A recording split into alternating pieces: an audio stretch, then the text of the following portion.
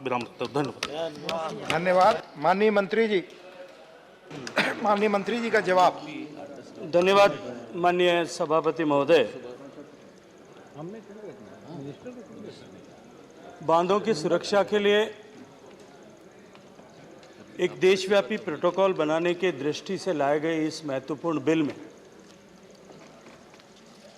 सभा में हुई सार्थक चर्चा में 22 माननीय सदस्यों ने अपनी सहभागिता सुनिश्चित की।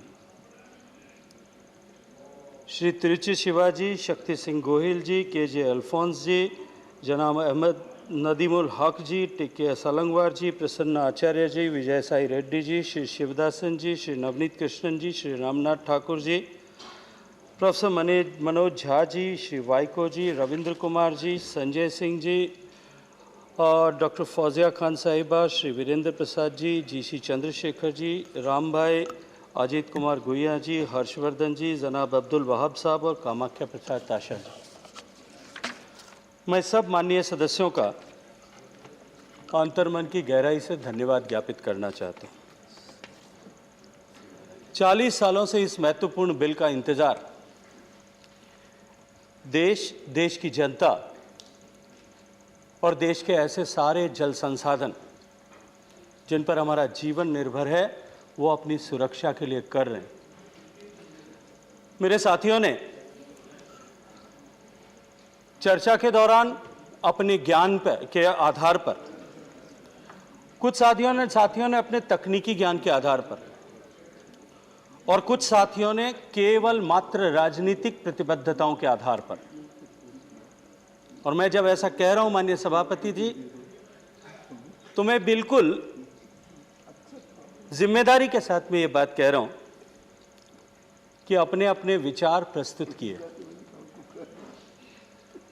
नए भारत बनाने को संकल्पबद्ध माननीय नरेंद्र मोदी जी के नेतृत्व में देश की सरकार न केवल बांधों की सुरक्षा, ये केवल एक विषय क्योंकि इस बिल पर अभी चर्चा हो रही है, ये हो सकता है, अपितु मनुष्य जीवन से जुड़े हुए और राष्ट्र की सुरक्षा से जुड़े हुए सारे ऐसे विषय, उन विषयों पे सुरक्षा आम करते हुए सुरक्षा का एक नया वातावरण देश में बनाने का काम कर रही है और एक नई परिभाषा सुरक्षा की देश में गढ़ने का काम माननीय मोदी जी के नेतृत्व में काम करने वाली इस सरकार ने किया है। यह सदन साक्षी है, सड़क सुरक्षा को लेकर के नया कानून बनाया गया। रेल के परिचालन में सुरक्षा को, यात्रियों की सुरक्षा और रेल की संपत्ति की सुरक्षा को प्राथमिकता दी जाए, इस विचार के साथ में, इस नए विचार के साथ में देश की सरकार ने 2014 से काम करना प्रारंभ किया। स्पेस सिक्योरिटी पर, डेटा सिक्योरिटी पर और देश की समग्र सुरक्षा को लेकर के माननीय नरेंद्र मोदी जी के नेतृत्व में सरकार ने व्यापक काम किया है, जिसे आज पूरा विश्व स्वीकार करता है। माननीय सभापति महोदय, मैं सभी माननीय सदस्यों का जिन्होंने इस चर्चा में भाग लेते हुए यह कहा कि जल हमारे जीवन के लिए सबसे महत्वपूर्ण है और साथ ही साथ में बांधों की सुरक्षा के महत्व, ये दीगर बात है कि राज्य का विषय है, केंद्र का विषय है, राज्य कानून बना सकता है, केंद्र कानून बना सकता है, इस विषय पर सबने अपने अपने हिसाब से विचार प्रस्तुत किए होंगे, लेकिन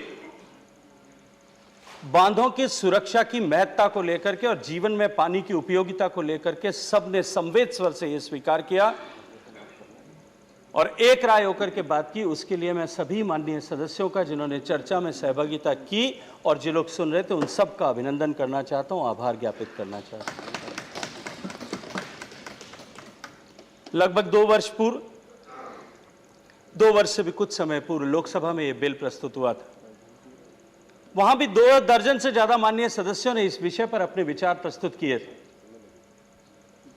और लगभग संवेद स्वर से सभी ने बांधों की सुरक्षा की महत्ता पर चिंता व्यक्त करते हुए वर्तमान में जिस तरह की स्थितियां देश में है बांधों की सुरक्षा को लेकर के, उसको लेकर के अपनी चिंताएं वहां भी जाहिर की थी। लेकिन लोकसभा में सभी ने मिलकर के इस बिल को पारित किया। मैं उस सदन के सभी सदस्यों का भी आज इस अवसर पर अभिनंदन करना चाहता हूं, उनका आभार ज्ञापित करना चाहता हूं। आदरणीय सभापति जी, मैं जब प्रस्तावना रखने के लिए खड़ा हुआ था, मुझे 3 टुकड़ों में रखनी पड़ी दुर्भाग्य से। तो हो सकता है कि शायद मैंने जो कुछ कहा उसकी कंटिन्यूटी सम्मानीय सदस्यों के जहन में कहीं न रह पाई होगी, इसलिए मैं कुछ थोड़े से शब्दों में उन सबको दोहराना चाहता हूं। जल की जीवन में महत्ता का केवल बहुत सारे सदस्यों ने पुराने विषयों पे बात की। सिर्फ मात्र इस विषय से इस बात से समझी जा सकती है कि सारी सभ्यताओं का विकास दुनिया भर में जो हुआ है वो जल के संसाधनों के और मुख्यतः नदियों के तट पर हुआ। और साथ ही साथ में मनुष्य ने अपने न केवल जल की आवश्यकता के लिए, सिंचाई की आवश्यकता के लिए, पीने के पानी की आवश्यकता के लिए, बिजली की आवश्यकता की पूर्ति के लिए, बाढ़ से सुरक्षा के लिए भी विश्व भर में हजारों बांधों का निर्माण पिछले हजारों साल में किया है। अभी जब चर्चा कर रहे थे तब दक्षिण भारत के मेरे साथी सदस्यों ने चर्चा की, कलानाई बांध की चर्चा की, जो चोल राजाओं ने लगभग 2000 वर्ष पूर्व बनाया था। लेकिन यदि हम दुनिया पर दृष्टिपात करें तो दुनिया में बहुत सारे ऐसे देश हैं 3000 ईसा पूर्व 3000 ईसा पूर्व तत्कालीन मेसोपोटामिया में पहले ऐसे स्ट्रक्चर्स बनाए गए थे। इनका इतिहास में स्पष्ट उल्लेख मिलता है। और आज के समय में इजिप्ट, रोम और श्रीलंका में बनाए गए ऐसे हजारों वर्ष पुराने बांधों का अस्तित्व आज भी मौजूद है।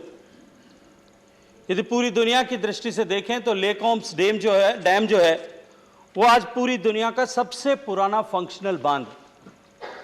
हम में से कुछ माननीय सदस्यों ने बढ़ती हुई व्यय के कारण से चर्चा की। निश्चित रूप से पूरे विश्व भर के अभियंताओं और इंजीनियर्स की दृष्टि में यह एक गंभीर विषय है कि बांधों की अवधि जिस तरह से बढ़ रही है, लेकिन बांधों की व्यय का बांधों की सुरक्षा से प्रत्यक्ष कहीं कोई संबंध नहीं है। और मैं एक बार फिर दोहराना चाहता हूं कि केवल बढ़ती हुई उम्र के कारण से किसी बांध को हम असुरक्षित कह दें, ऐसा जब दुनिया के सारे देशों में, दुनिया के बहुत सारे देशों में हजारों साल पुराने बांध भी आज सक्सेसफुली फंक्शन कर रहे हैं, तब इस तरह की चिंता व्यक्त करना, आशंका व्यक्त करना कि मात्र 125 साल पहले कोई गुड़ से बांध बनाया गया था, चूने से बांध बांधा गया था, उस समय की जिस तरह की उस समय की जो तकनीकी थी, उस तकनीकी के ऊपर प्रश्न चिन्ह खड़ा करना, मैं मानता हूं कि ये उस समय के जो अभियंता थे, जो इंजीनियर्स थे, शायद बेशक उन्होंने IIT से या किसी इंजीनियरिंग कॉलेज से डिग्री प्राप्त नहीं की होगी, लेकिन उन्होंने अपने अनुभव से जो सीखा था उसके ऊपर मुझे लगता है कि उनके अनुभव पर हम प्रश्न चिन्ह खड़ा कर रहे हैं, वो जो ठीक नहीं है। मैं राजस्थान से आता हूं, हम जल संरक्षण की बात करते हैं। मेरे राजस्थान के बहुत सारे किलों में ऐसी व्यवस्थाएं बनी हुई है जो पिछले 500, 700, 800 साल से एक एक बूंद जो किले में पानी गिरता है उसको संचय करके संरक्षित करने का करके उसमें रहने वाले लोगों की प्यास बुझाती थी, पानी की आवश्यकता की पूर्ति करती थी। आज 600-700 साल बाद में भी वो स्ट्रक्चर्स बखूबी काम कर रहे हैं, एक एक बूंद पानी सहेजा जाता है। वो बेशक IIT में नहीं पढ़े थे, वो MIT में नहीं पढ़े होंगे, लेकिन उन लोगों की विद्वता पर प्रश्न चिन्ह खड़ा करने का अधिकार हमको नहीं है। हमें गर्व करना चाहिए कि हमारे इतने पुराने लोगों ने, हमारे प्राचीन काल के लोगों ने, उस समय के अभियंताओं ने अपने अनुभव के आधार पर, अपनी तकनीकी और ज्ञान के आधार पर किस तरह से ऐसी संरचनाएं विकसित की थी।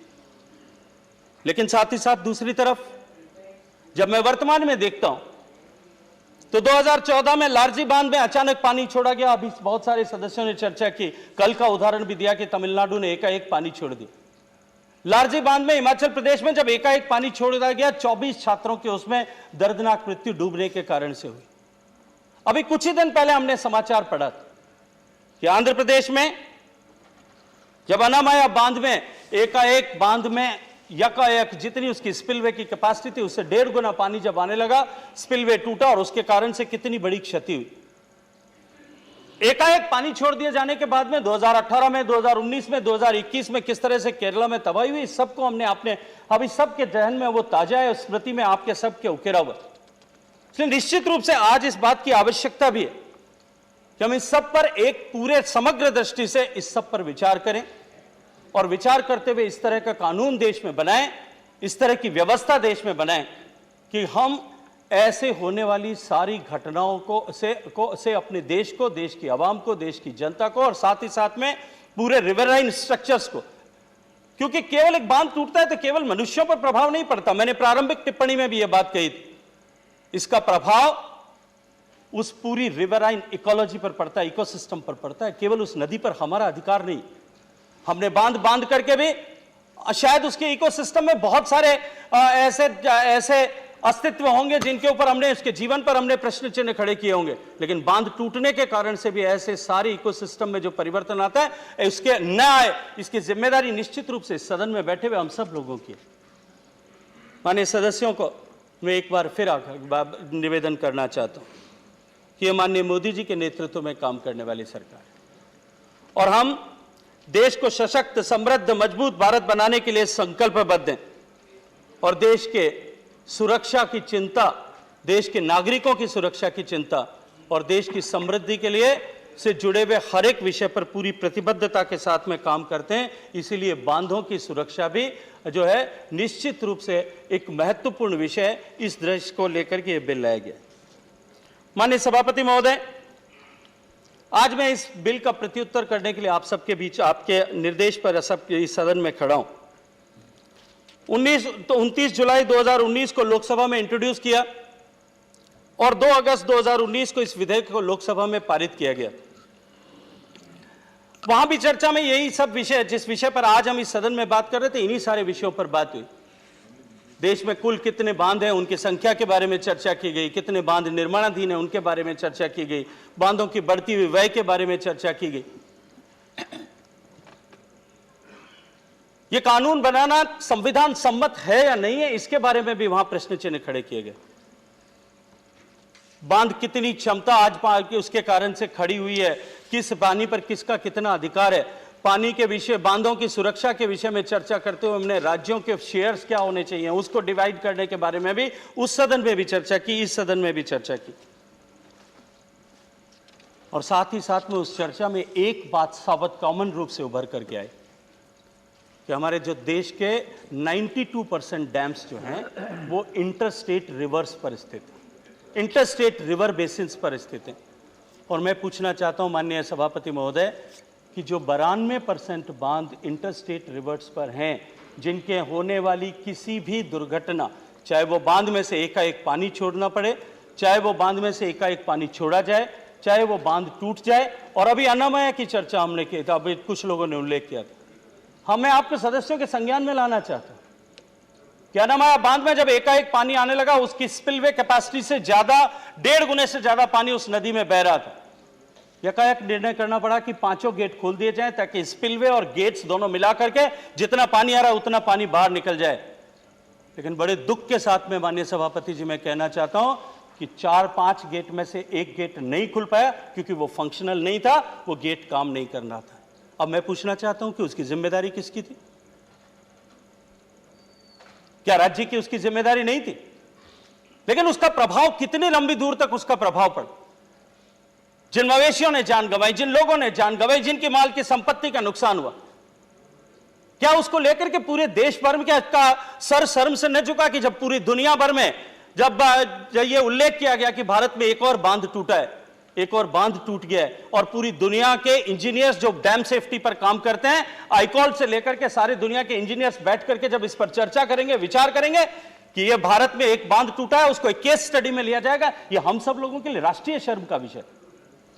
तो क्या इस तरह की एक व्यवस्था क्यों न डेवलप की जाए कि जहां अकाउंटेबिलिटी फिक्स हो सके और ऐसी डैम जो है व्यवस्थाओं को हम एक कानून बना करके सुनिश्चित कर सके। माननीय सभापति महोदय, केंद्रीय जल आयोग जो रिकॉर्ड मेंटेन करता है उसके हिसाब से अब तक देश में 42 बांध टूटे। 41, जब मैं लोकसभा में भाषण दे रहा था उस दिन 41 बांध की मैंने चर्चा की थी। उस समय भी 1 महीने पहले, एक संयोग है कि उस समय भी 1 महीने पहले महाराष्ट्र में टिवारे बांध टूटा था, 23 लोगों की जान गई थी।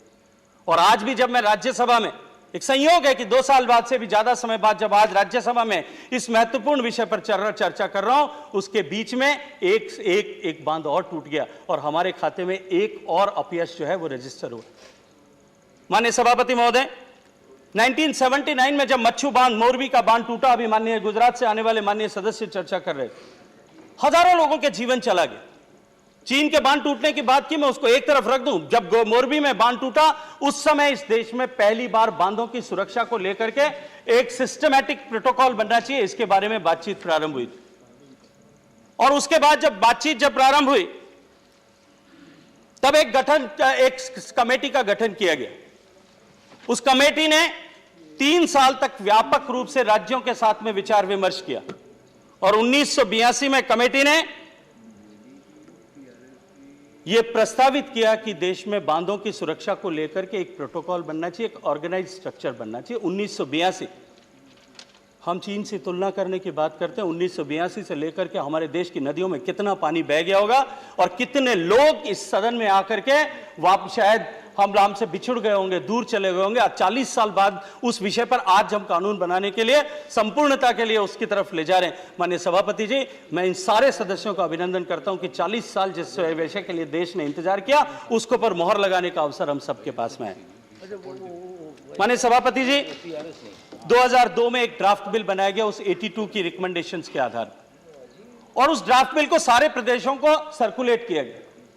अभी मेरे राज्यों से आने वाले माननीय सदस्य कह रहे थे कि ये राज्यों का विषय है, राज्यों को करना चाहिए और राज्यों के अधिकार है, उसके अधिकार में हम बेजा हस्तक्षेप कर रहे हैं।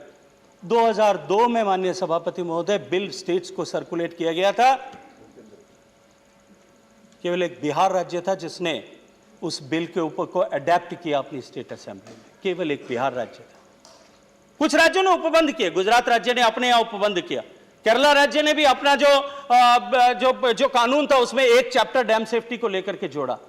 लेकिन देश के अन्य राज्यों के लोग और उसमें बनने वाले बांध आज भी वहां इस तरह का एक कानून बने, उसको लेकर के उस ड्राफ्ट बिल जो है उसको स्टेट की असेंबलीज एक्सेप्ट करें, उसको आज भी इंतजार कर रही है। हम सब लोग निश्चित रूप से कहने के लिए कि हमारा अधिकार है, संविधान ने हमको अधिकार दिया है, प्रदेशों को अधिकार दिया है, लेकिन प्रदेश उस अधिकारियों के लिए कितना सजग होकर के अपने लोगों के लिए काम कर रहे हैं, इस बात पर विचार करने की जिम्मेदारी भी आज इस सदन में बैठ करके हम जा रही है। माननीय सभापति महोदय, चर्चा की गई 2010 की कि 2010 में वेस्ट बंगाल और आंध्र प्रदेश, 2 प्रदेशों ने संसद के उपबंध के आधार पर राज्य देश की संसद से आग्रह किया देश की सरकार से किस तरह का बिल लाया जाए। संसद में बिल लाया गया, बिल पर चर्चा भी हुई और चर्चा के बाद में बिल को स्टैंडिंग कमेटी को भेजा गया और स्टैंडिंग कमेटी ने 2011 में जो अपनी रिपोर्ट प्रस्तुत की थी, माननीय सभापति महोदय, मैं धन्यवाद करना चाहता हूं कि उस समय की स्टैंडिंग कमेटी का, यदि मैं गलत नहीं हूं तो आसाम के पूर्व मुख्यमंत्री गोगोई साहब उस कमेटी के चेयरमैन थे, और मैं धन्यवाद करना चाहता हूं उन सब माननीय सदस्यों का जिन्होंने उसमें हिस्सा लिया। उन्होंने प्रियम्बल में पहले यह लिखा कि ये क्योंकि राज्य का विषय है, क्योंकि ये 2 आर्टिकल जिस उपबंध में ये लेकर के आ गया था उस उपबंध में इसी की व्याख्या यही। लेकिन बाद में कमेटी ने अपनी रिपोर्ट में अपने ही प्रियम्बल में लिखे हुए विषय को के ऊपर कटाक्ष करते हुए कहा, और मैं माननीय सदस्यों के जानकारी के लिए, माननीय सदस्यों को इस बात का ज्ञान रहे, इसके लिए मैं उस कमेटी की रिकमेंडेशन को कोट करना चाहता हूं। हियर आई कोट माननीय सभापति महोदय, the committee note that regulation of the safety of dams has not yet been declared by the parliament to be expedient in the public interest. However, they are not inclined to accept the view of the parliament has no power to make laws for the states as stand in the preamble of the bill, since in terms of entry 56 of the union list of constitution, parliament may declare by law it is expedient in public interest to make a law for dam safety, which is apparently an interstate matter. माननीय सभापति महोदय, इसके अतिरिक्त committee ने जब अपनी अनुशंसा की तब उन्होंने चिंता भी व्यक्त की कि 1982 से लेकर के जिस विषय पर चर्चा हो रही, I'm not yielding, sir. I'm not yielding. I'll clarify it. I'll clarify later on, sir. Please, not yielding. 1982 में से लेकर के स्टैंडिंग कमेटी ने अपने रिपोर्ट में उल्लेख किया कि 1982 से लेकर के आज 2011 तक क्यों इस देश में एक कानून इस तरह का नहीं लाया गया? इसे तुरंत बनाया जाना चाहिए और जनहित में यदि आवश्यक है तो इसे तुरंत संसद को कानून बना करके लागू करना चाहिए। माननीय सभापति महोदय, बिल लाने से पहले हमने देश के सॉलिसिटर जनरल से उनकी राय मांगी और सॉलिसिटर जनरल ने अपनी राय में कहा कि संविधान की 7वीं अनुसूची की प्रविष्टि 56 और 97 के साथ में अगर 246 अनुच्छेद को पढ़ा जाए तो उसकी शक्तियों का प्रयोग करते हुए देश की संसद इस तरह का कानून जो है वो बना सकती है। मैं यदि आप अनुमति दें माननीय सभापति महोदय तो मैं सॉलिसिटर जनरल की रिपोर्ट को भी यहां कोट करना चाहता हूं। And here I quote, I am of the view that entry 17 of the state list does not act as an embargo for the union to legislate on the issue of dam safety. Entry 17 specifically provides that the provision of the entry are subject to the provision of entry 56 of list 1, while entry 56 provides for the center to legislate on the issues of regulation and development of interstate river and river valley. The entry also expressly envisages that Parliament has the power to declare the law to be expedient in the public interest. Therefore, from a plain reading, it is understood that entry 17 would yield to entry 56. और आगे वो लिखते हैं, in my considered opinion, the union government has the power to legislate on the subject dam safety. The correct course of action for bringing this legislation would be by exercising power conferred under Article 246, read with entry 56 and entry 97 of list 1 of the 7th schedule of the Constitution. Although union has power to legislate on the subject within power conferred under entry 56, but as the word dam safety has not been mentioned in any of the entire entries in the 3 list, it would be feasible to pass the enactment under entry 97 along with entry 56 of the Constitution. Unquote. और मैं विश्वास के साथ में कह सकता हूं माननीय सभापति महोदय कि माननीय सदस्यों ने जितनी चर्चा अभी इसको लेकर के की लेजिस्लेटिव कॉम्पिटेंस को ली, केवल इन 2 विषयों से उनके उत्तर निश्चित रूप से उनको उत्तर मिल गया होगा। माननीय सभापति महोदय, स्टैंडिंग कमेटी के आधार पर जो स्टैंडिंग कमेटी ने जो रिपोर्ट बनाई थी, एक बार फिर मैं उस स्टैंडिंग कमेटी के माननीय सदस्यों का अभिवादन कहते हुए कहना चाहता हूं, धन्यवाद करता हूं उनका कि हमने उसी को बैकबोन मानते हुए, उसी को मेरुदंड मानते हुए ये बिल जो है ये बनाया। सभापति महोदय, जब मैं परिचय प्रस्तुत कर रहा था तो मैंने लोकसभा और राज्यसभा के उन सभी माननीय सदस्यों का अभिवादन किया, अभिनंदन किया। मैं एक बार फिर आप सभी का अभिवादन करना चाहता हूं और उसके साथ साथ में जब लोकसभा में बिल पारित हुआ था तब से लेकर के आज के बीच में जिन माननीय सदस्यों ने इन विषय को उठाया, संसद के विभिन्न उपबंधों का नियमों के आधार पर इस विषय पर प्रकाश डालने की और इस विषय को संसद और देश के सामने लाने का प्रयास किया, मैं उनका भी अभिनंदन करना चाहता हूं। इसी सदन के सदस्य डॉक्टर सस्मित पात्रा जी ने पिछले साल देश में बांधों और की वर्तमान हालात, बांधों की सुरक्षा और संरक्षण पर सवाल पूछे थे, जिसका हमने प्रत्युत्तर दिया था और उस समय भी हमने इस विषय को स्पष्टता के साथ में रखा था। मैं स्वर्गीय राजीव सातव जी को भी याद करना चाहता हूं। उन्होंने भी 2021 में फरवरी के महीने में, दुर्भाग्य से हम सब के बीच में नहीं है, उन्होंने प्रश्न पूछ करके इस बांधों की सुरक्षा के ऊपर जो है किस तरह की व्यवस्था देश तक की सरकार करना चाहती है, इसको लेकर के प्रश्न खड़ा किया।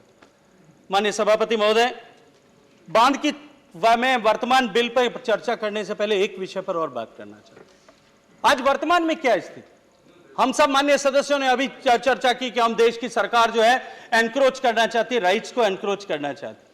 आज वर्तमान में बांध सुरक्षा की दृष्टि से जो देश में संस्थाएं काम करती है, जो सिस्टम काम करता है, जो प्रोटोकॉल है, वो प्रोटोकॉल मैं आप सबके सामने रखना चाहता हूं। अभी वर्तमान में देश में 2 स्तर की समस्या जो है स्थिति एक जो केंद्र के सरकार के स्तर पर और दूसरी राज्यों के स्तर।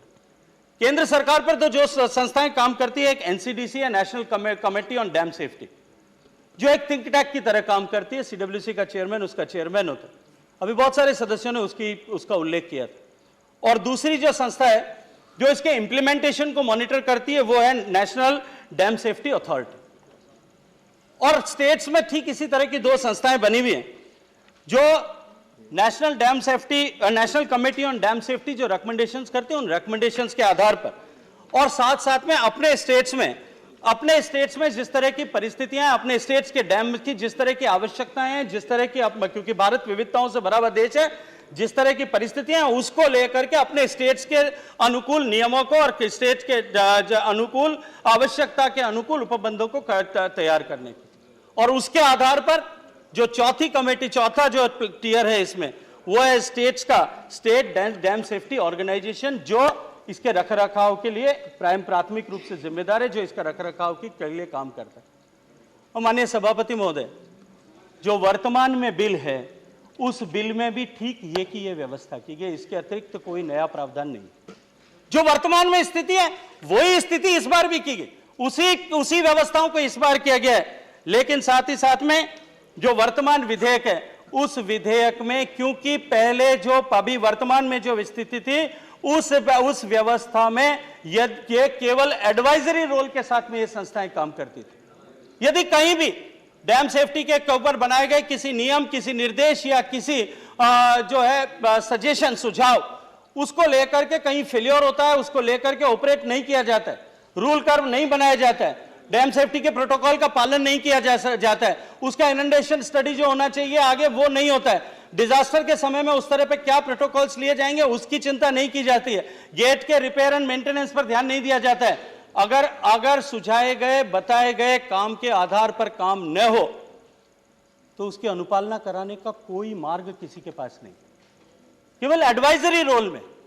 अभी जब दक्षिण भारत के माननीय सदस्य और विशेष रूप से केरला और तमिलनाडु के माननीय सदस्य चर्चा कर रहे थे मुल्ला पेरियार डैम इलेक्ट्रिसिटी कनेक्शन के लिए, मेरे माननीय सदस्य उस समय बड़े जोर से बोल रहे थे इलेक्ट्रिसिटी कनेक्शन देने के लिए सुप्रीम कोर्ट तक आना पड़ा, कि बिजली का कनेक्शन होना चाहिए, इसको दिया जाना चाहिए, सुप्रीम कोर्ट को आदेश करना पड़ा, फ्री एक्सेस मिलना चाहिए, इसको लेकर के और कोर्ट में लड़ाई की जा रही।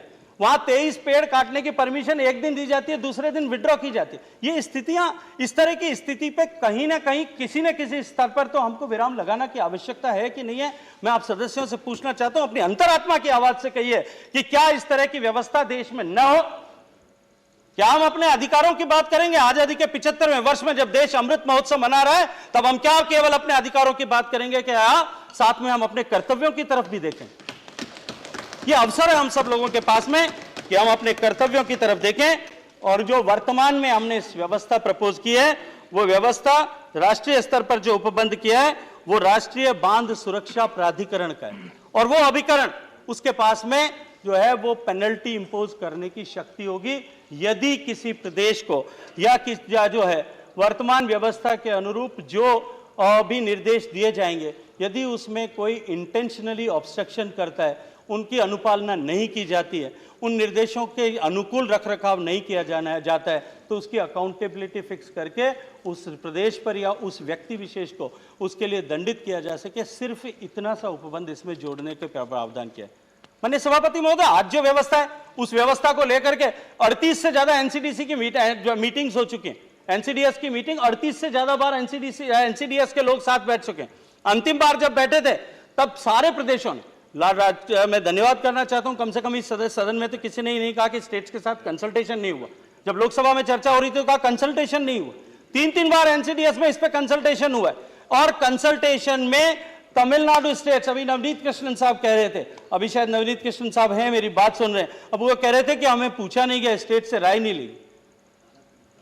एनसीडीएस की जो मीटिंग है, 37वीं मीटिंग IIT रुड़की में हुई थी, उस मीटिंग का रिपोर्ट उठा करके, उसके मिनट्स उठा करके पढ़ लिए।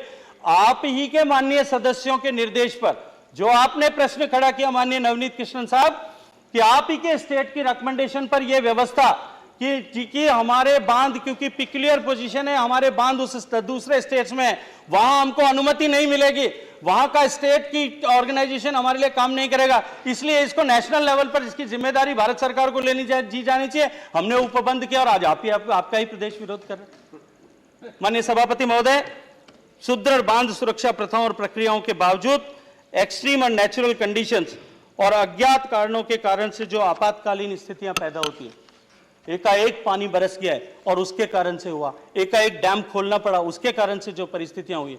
कुछ सदस्यों ने अभी क्योंकि जो चिंता व्यक्त की थी कि हम केवल स्ट्रक्चरल जो है उसी विषयों को इंपॉर्टेंस करें, मेरे भाई मनोज जी ने कहा मुझे लगता है कि पीआरएस ने जो कागज छापा, बहुत सारे लोगों ने केवल उसी पर अपने आप को सीमित कर लिया।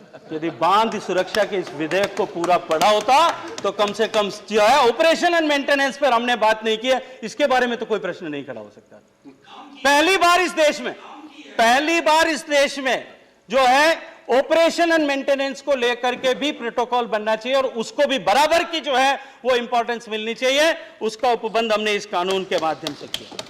माननीय सभापति महोदय, मुल्ला पेरियार बांध की चर्चा हुई, कुछ लोगों ने, कुछ माननीय सदस्यों ने, तमिलनाडु के सदस्यों ने केरला में जो उनके 4 बांध है उनकी भी चर्चा की। लेकिन देश में केवल 4 ही ऐसे बांध नहीं, देश में 14 ऐसे स्ट्रक्चर्स हैं जो स्ट्रक्चर या तो जो ओनरशिप किसी और स्टेट के पास में है और उसकी लोकेशन कहीं और। निश्चित रूप से उनकी सुरक्षा की जिम्मेदारी हम सब की, निश्चित रूप से उनकी सुरक्षा की जिम्मेदारी हमारे लिए और भी ज्यादा महत्वपूर्ण है, क्योंकि वो किसी और प्रदेश में स्थित है। वहां की परिस्थितियां, वहां के पॉलिटिकल डिफरेंसेस के कारण से कहीं लोगों की जान खतरे में नहीं पड़ जाए, इसकी जिम्मेदारी जो है इस संसद में बैठे हुए, सदन में बैठे हुए हम सब लोगों की। और हम अपनी जिम्मेदारी से मुक्त नहीं हो सकते। केवल राज्यों के अधिकारों की बात करके हम उस जिम्मेदारी से मुक्त होने का प्रयास करेंगे। मुझे लगता है कि कहीं ना कहीं हम जनप्रतिनिधि होने के अपने धर्म के साथ में जो है न्याय नहीं कर रहे हैं। माननीय सदस्यों को मैं आग्रह करना चाहता हूं कि ये जो 2014 का, ये जो 2019 का हम जो बिल लेकर के आए, इस बिल में हमने ऐसे सारे राज्यों के बांध, जो बांध किसी अन्य प्रदेश में अवस्थित हैं, उनके ऊपर भी जो है हमने बराबर की महत्ता देते हुए उसके ऊपर ये व्यवस्था की है कि वहां जो जिम्मेदारी राज्य के जो है, क्योंकि हो सकता है कॉन्फ्लिक्ट ऑफ इंटरेस्ट हो सकता है, 2 राज्यों के बीच में सामूहिक संपत्ति है। मुझे एक बांध में नाम नहीं लेना चाहता, एक बांध में जाने का अवसर मिला, उसकी गैलरी में गया, बांध दैट इज को ओन्ड बाय 2 स्टेट्स, माननीय सभापति महोदय। और गैलरी में नीचे आप जाएंगे, आधे बांध में कल्पना कीजिए कि यह बांध की गैलरी है, आधे बांध में अच्छा रखरखाव हुआ है, पेंटिंग हुई है, ठीक ठाक व्यवस्था है, इलेक्ट्रिसिटी कनेक्शन है, सब कुछ ठीक है। और बाकी बचे हुए आधे हिस्से में, क्योंकि वो दूसरे राज्य के हिस्से में आता है, उसी बांध के आधी दीवार के बाद में कहीं प्लास्टर उखड़ रहा है, कहीं तार लटक रहे हैं, कहीं पानी बांध जो है वो कभी भी टूट सकता है। इस तरह की परिस्थिति, क्या केवल हम आधे आधे बांट करके बांध की सुरक्षा कर सकते हैं? इस तरह की स्थितियां न पैदा हो, इसके लिए उपबंध किया कि ऐसी सारे बांध जो किसी दूसरे प्रदेश में उल्लेखित हैं, वहां जो स्टेट ऑर्गेनाइजेशन जिसको देखना है, उस देखभाल का काम जो है, उस इंस्पेक्शन का काम सेंट्रल कमेटी करेगी। केवल इसके अतिरिक्त कहीं भी कोई और विषय हमने नहीं लिया। माननीय सभापति महोदय, माननीय सदस्यों ने चिंता व्यक्त की कि हमने स्टेट जो नेशनल एनसीडीएस में केवल जो है 7 ही प्रदेशों को प्रतिनिधित्व दिया। माननीय अध्यक्ष, माननीय सभापति महोदय, मैं विनम्रता के साथ में निवेदन करना चाहता हूं कि यहां भी हमने अक्षर से स्टैंडिंग कमेटी ऑफ पार्लियामेंट जो है उसकी रिकमेंडेशंस का पालन किया। वहां डेलिब्रेशन हुआ, इस पर विस्तार से इस पर चर्चा हुई और वहां कहा गया कि यदि आप इसको ऐसी 30, 40, 50, 60 लोगों की कमेटी बना दोगे, इस कमेटी को पूरा कभी के साथ में न्याय नहीं हो पाएगा। लेकिन मैं माननीय सदस्यों को विश्वास दिलाता हूं, आपने जो चिंता व्यक्त की है, हमने इसमें सब कमेटीज का क्लॉज जब हम रूल बनाएंगे तब करेंगे। और मैं आपको और उसको हम संसद के पटल पर भी रखेंगे कि हमने कि राज्यों को, जो ऐसे राज्य जहां ऐसे क्रिटिकल स्ट्रक्चर्स हैं, वहां उनको प्रतिनिधित्व मिलना चाहिए, उन कमेटीज में, सब कमेटीज में मिले। और उसके साथ साथ में विशेष आमंत्रित सदस्यों के रूप में यदि किसी ऐसे विषय पर चर्चा होती है तो उस राज्य के प्रतिनिधि को भी बुलाया जाए। इस उपबंध का मैं आप सबको विश्वास दिलाना चाहता हूं। माननीय सभापति महोदय, अभी भारत सरकार ने माननीय प्रधानमंत्री जी के नेतृत्व में एक प्रोग्राम पूरा किया, dam rehabilitation and improvement programme. कुछ सदस्यों ने उसकी चर्चा की। जब ड्रिप का पहला चरण पूरा हुआ तब ऐसे विषय, अनेक विषय ऐसे संज्ञान में आए माननीय सभापति महोदय। जब उन बांधों को देखा, बांधों की रखरखाव के बारे में अध्ययन किया, बांधों की स्थितियों के बारे में अध्ययन किया, तब जानकारी आई कि स्थितियां कितनी भयावह हैं। छोटी सी चूक जो बहुत बड़े डिजास्टर का कारण बन सकती है, ऐसी कितनी सारी चूकें जो है वो उन राज्यों के बांधों के रखरखाव में की गई हैं। आज जब हमने उसमें 100 से ज्यादा, 178 से ज्यादा बांधों को वापस स्ट्रेंथन किया है और एक बार फिर ड्रिप 2 और ड्रिप 3 में हम 10,000 करोड़ रुपए की लागत के साथ में देश के ऐसे 700 से ज्यादा बांधों पर इस तरह से काम करने के लिए जो है आगे बढ़े, तब निश्चित रूप से इस तरह के कानून की कि जो dam rehabilitation and improvement programme में जो कमियां पाई जाती है, उन कमियों को समय पर पूरा किया जाए, इसके लिए एक व्यवस्था निश्चित रूप से बनना चाहिए। तो इस तरह की एक योजना की सफलता के लिए भी आवश्यक है कि हम जो है इसकी व्यवस्था करें। माननीय भैया, मुझे लगता है कि मैंने अपनी बातचीत करते हुए सामान्य रूप से, सहज रूप से आप सब विश्व मित्रों ने जो प्रश्न खड़े किए थे उनके जवाब दिए। एक अंतिम अपनी बात समाप्त करने से पहले अंत में विजय साई रेड्डी जी ने कहा कि आंध्र प्रदेश के बांधों को हमने उसमें इंक्लूड नहीं किया।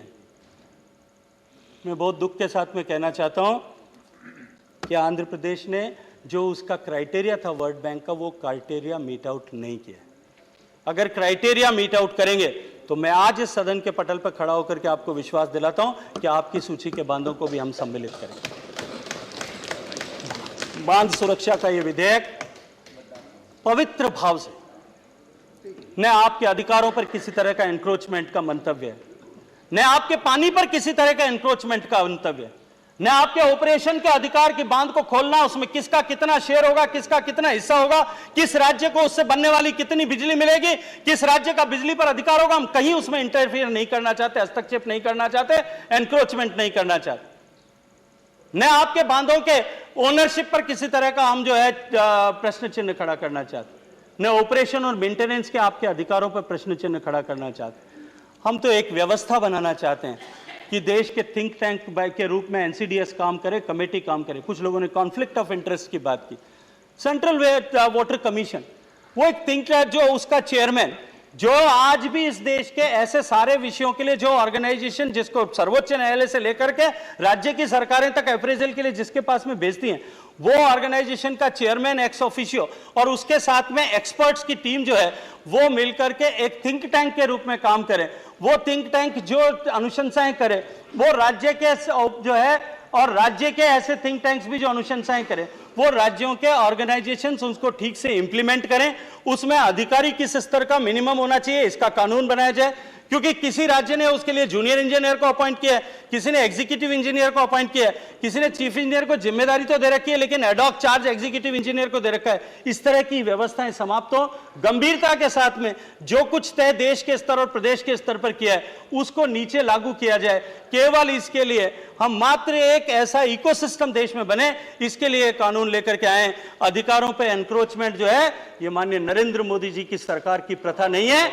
माननीय नरेंद्र मोदी जी का वो भाषण मैं यहां से याद दिलाना चाहता हूं जब उन्होंने बाहें पसार करके कहा था कि we will work as a team India, और हम कोऑपरेटिव फेडरलिज्म के नारे पर काम करते हैं, सबको साथ लेकर के, सबको विश्वास में लेकर के और सबके प्रयास से हम नया भारत बनाने के लिए काम कर रहे हैं। मैं आप सब माननीय सदस्यों से विनम्र आग्रह करता हूं कि अपने राजनीतिक प्रतिबद्धताओं को एक तरफ रखकर सोचिए और केवल शुद्ध हृदय से कि ये बांध सुरक्षा का विधेयक जिस पवित्र भाव से लाया गया है उस भावना के साथ में न्याय करते हुए आप सब माननीय सदस्य से पारित कराएंगे और देश के बांधों की सुरक्षा का एक नया अध्याय इस देश में आपके हाथों से लिखा जाएगा। इसके लिए आप सबका आह्वान करते हुए मैं आप सबका बहुत सारा धन्यवाद करता हूं। धन्यवाद माननीय मंत्री जी। I shall now put the amendment moved by Sri Trichu Sivaji for reference of the